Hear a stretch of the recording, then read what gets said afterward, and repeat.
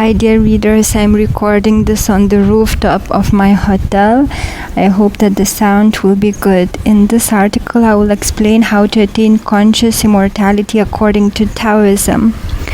The study of Taoism has filled many of my knowledge gaps of spiritual progress, and armed with this knowledge, I'm no longer afraid to allow myself to delve deep into meditation again.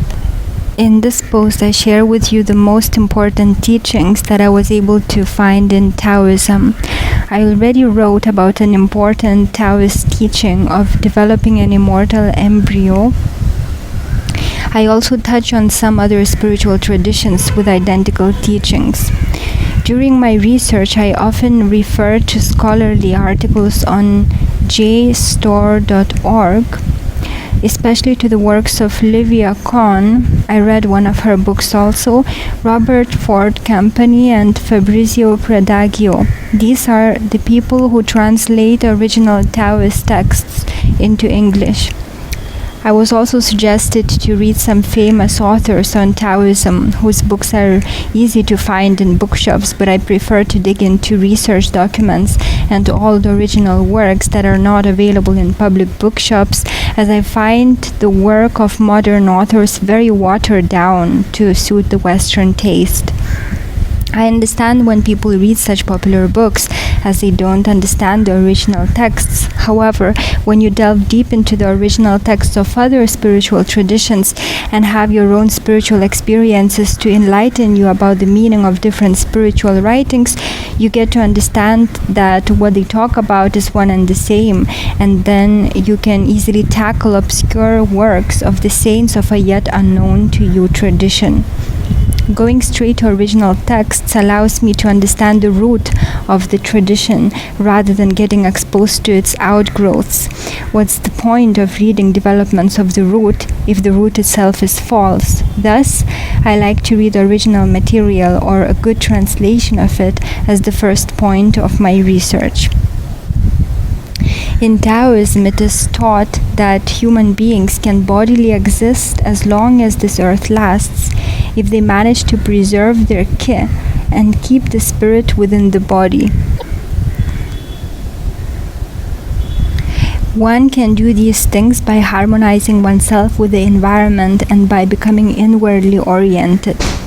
This becomes easier if one tries not to engage the mind, because the mind creates projections which mislead us.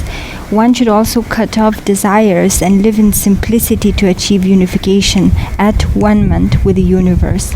It is taught that if the mind dwells in the space between thoughts, one will grow close to the nature of this reality and wisdom will naturally arise. It is taught that it's the conscious mind that separates us from the reality and causes us to suffer. If that mind which causes us to feel separate from the rest of life is killed by staying still, one will naturally become at one with his spirit.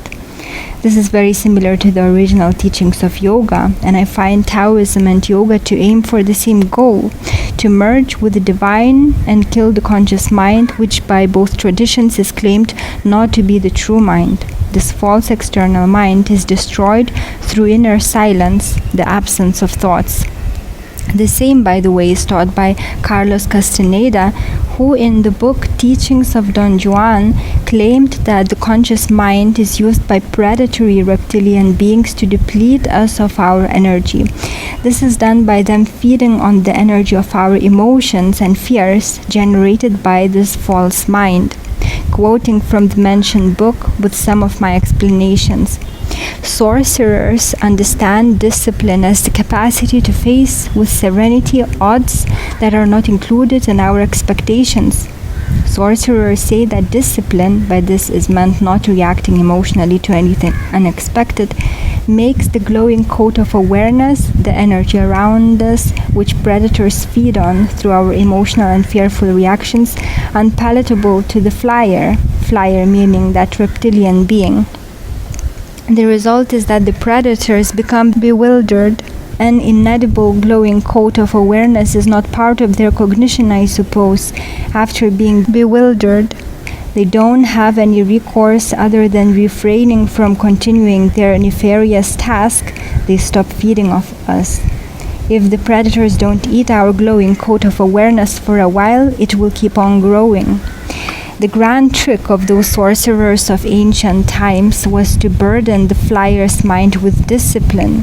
Sorcerers found out that if they taxed the flyer's mind with inner silence, the foreign installation, meaning the conscious mind, would flee, and give any of the practitioners involved in this maneuver the total certainty of the mind's foreign origin. The foreign installation comes back, I assure you, but not as strong, and a process begins in which the fleeing of the flyer's mind becomes routine until one day it flees permanently. End of quote. So in the book, Carlos Castaneda claims that only when the mind is still and doesn't emotionally react to unexpected events can we escape being the food of our predators. It is told, moreover, that inner silence destroys the conscious mind, which is the mind given to us by our mortal enemies, as claimed by the book. That this mind would still return, but not as strong, until, as a result of the continual practice of stillness, it will be completely destroyed. So we find the same teaching in many traditions. Some Native Americans, as claimed by Carlos Castaneda, knew the importance of destroying the conscious mind, which is the source of suffering. The same is taught in Buddhism, Taoism, and Hinduism. In the Bible, we also find it told to rely on God only, rather than our own plans. Emotions and fears are created only by the conscious mind, which perceives the world as separate from itself and reacts to it. This alienation from the universe because of the egoistic mind is also taught by Eckhart Tolle, who experienced freedom from it, though I am not sure if permanently, because permanent freedom from it comes only through spiritual practices.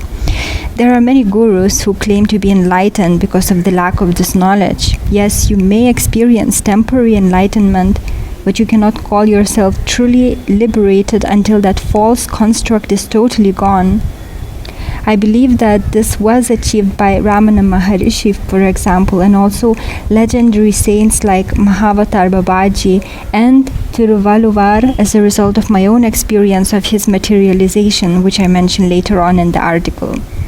Many spiritual practitioners in India experienced the materialization of Mahavatar Babaji, and I get the feeling of awe and respect every time I hear his name, from the very first time I found out about him. So I believe him to have become the immortal. The same I can say about the Tibetan Siddha Milarepa, whose book The Life of Milarepa is incredible. It is taught by both traditions, Taoism as well as Hinduism, that if the conscious mind is killed, what remains is being in the present moment and responding to things naturally and spontaneously, as all preconceived notions are destroyed. Only then you can be labeled a person of wisdom and act rightly every time, which is very different from the person of knowledge, whose acts are based on incomplete information, as knowledge can never be complete due to the nature of this illusory existence. With the false mind broken, you regain your natural purity, becoming like a child whose perception is not soiled. Even in the Bible, we find it said that unless you become like a child, you cannot enter the kingdom of God, which is the teaching probably taken from these old spiritual traditions. A child doesn't discriminate because the external mind is not yet formed.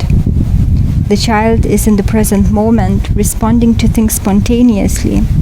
The aim of Taoism is to return to that state of purity, because that's how we can get back in tune with our essence, which connects us to the whole cosmos. If we re-establish that connection, we cannot die, as we are identified with the immortal part of us and the immortal part of this existence. We will then exist forever, and our bodies, it is claimed, will exist as long as this earth does. If instead we remain deceived by and identified with the external mind, upon its dissolution we will lose our consciousness, and that's the same as the actual death. In Taoism, it is taught that we can get in tune with the whole cosmos in different ways. We can start by focusing on the breath to calm the ki. We also should stay as much as possible in the present moment and do things with full awareness. A very important teaching in Taoism is the belief in allotments. It is taught that we all have destinies and that it's through the allurements of the senses that we are taken away from them and therefore suffer. If we do not allow the senses to tempt us, we will naturally fulfill our destiny, and if we stay true to our inner natures, we will never lose connection with Tao, cosmos, spirit. For example, a person may happily live in a village doing some small work and always feeling in tune with himself. But if he buys a TV and sees the lifestyle of the rich and hears others speaking about this kind of lifestyle being the goal everyone aims for, he may be taken away from fulfilling his destiny and instead go for the stuff the masses go for. This will cut him off from his root. He will no longer feel any inner guidance, and he will feel empty inside. This simple way of life and trust in the source reminds me of the life of Jesus, who stayed true to his nature, trusted in God, and never worried about things like money or clothing. In Taoism, it is taught not to worry about tomorrow, and Jesus never did. Yet he remained fed and clothed despite of the lack of planning about the future. This also reminds me of the story of an Indian guru, Paramahansa Yogananda, who came to the US almost without any preparation, but only as a result of a vision, which showed his mission there. Simply by trusting life, he was welcomed by people, never lacked food nor clothing, and started attracting large amounts of followers and was able to spread his teachings on meditation and Kriya Yoga far and wide in the US. He wrote about his life in the Autobiography of a Yogi, a truly inspirational book which can truly help in trusting the source. That's what happens when you stop worrying and trust the universe. Things just arrange themselves perfectly, and you end up better off than planning everything with your conscious mind. That's because then you no longer trust your later developed fear-based mind, but rely on the root of being. It loves you and protects you. You can only know it's love if you trust it. I also had a chance to meet a Western girl who renounced her material life in Italy and chose the life similar to that of a sannyasi. She had nothing, but whenever she would need money for some visa or food, somehow she would get it. People would invite her to sleep in their homes without her asking for it.